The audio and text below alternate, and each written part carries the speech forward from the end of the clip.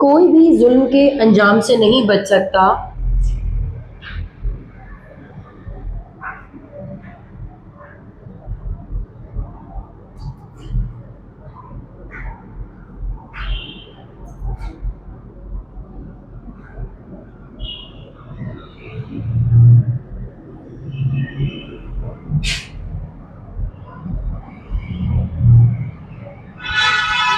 No one can escape from the consequences of cruelty।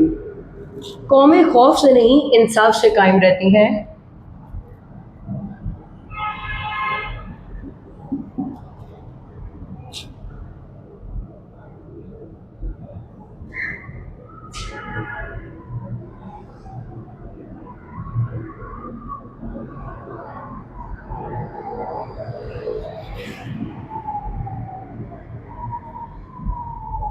यहाँ बताया जा रहा है कि कौमें इंसाफ से कायम रहती हैं। The nation can survive by the justice not through fair.